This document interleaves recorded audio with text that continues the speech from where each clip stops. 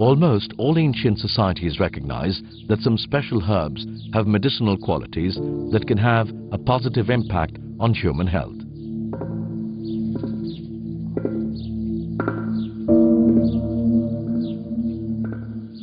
Most of these traditional systems also recognize that a gifted practitioner may acquire the knowledge and experience that allows him or her to use various herbs to heal people.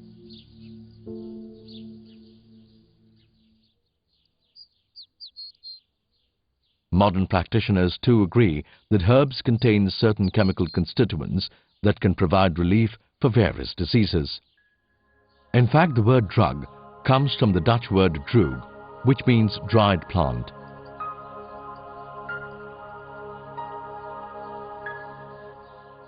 Over the years, some traditional Indian knowledge of plants and their medicinal properties have been lost because it was never properly documented.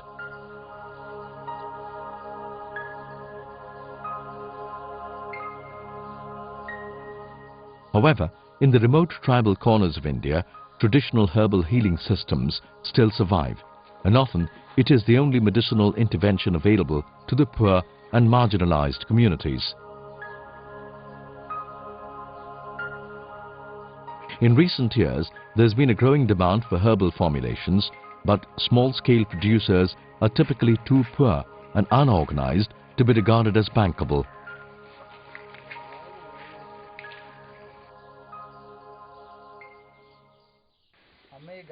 Under the umbrella program on natural resource management, Sambandh, an NGO in Odisha, has begun to promote a community-owned producers company among local self-help groups of medicinal plant cultivators, collectors and local healers for creating a medicinal plant-based traditional knowledge management system.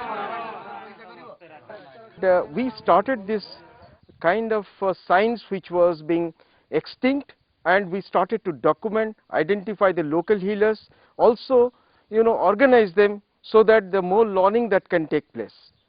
So basically we wanted to conserve the knowledge that was dying, and also to conserve the medicinal plants, the resources which they use, which was also rare, endangered and threatened species. This loan-based economic model is aimed at providing a holistic, participatory, financially sustainable and entirely modern livelihood solution for rural poor, and also an alternative medium for sustainable land use and conservation of medicinal plants. This initiative is actively working to train vulnerable communities in about 500 villages of Orissa to enhance livelihood opportunities among tribals and Dalits.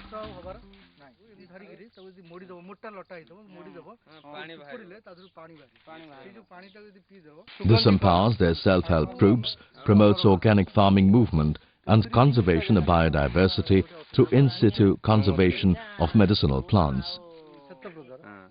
These producer groups supply raw material for making various herbal formulations.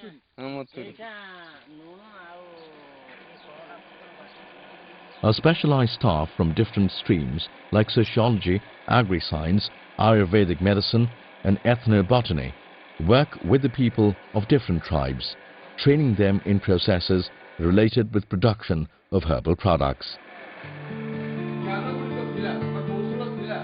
The next link in the chain is formed by various Vaidya associations who provide primary health care services to people living in these districts. We have around 3,500 local healers that we have identified. They have been organized into 34 local healers associations. There are regular documentation, assessment of this knowledge that is going on. And based on this knowledge product, we wanted that we should have an enterprise, which is an entrepreneurship, which talks about a commercial enterprise, but using these biological resources, thinking that conservation also can be possible, and use these biological resources most sustainably and generate the profit and distribute equitably among the local healers, medicinal plant collectors and cultivators. Frequent complaints such as stomach infection, etc. are sorted out through a combination of herbal medicines and therapies.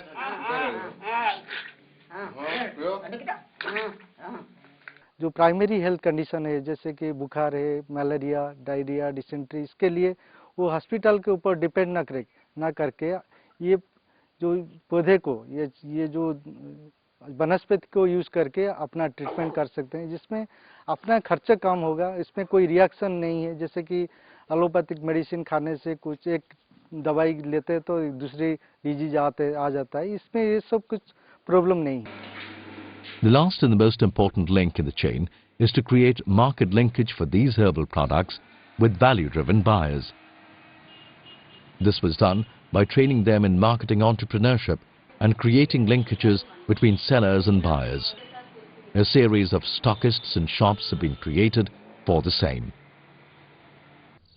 Viewed on a nationwide scale, herbal garden model has a huge replication potential all over India, because almost 60 to 80% of the India relies on traditional medicine for everyday healthcare needs. So this project provides a good model for effective and inexpensive healthcare on the one hand, and also creates an avenue for tabulating precious traditional knowledge on the other. The livelihood opportunities for the poor, along with conservation of natural resources and biodiversity, are vital spin-offs of this model.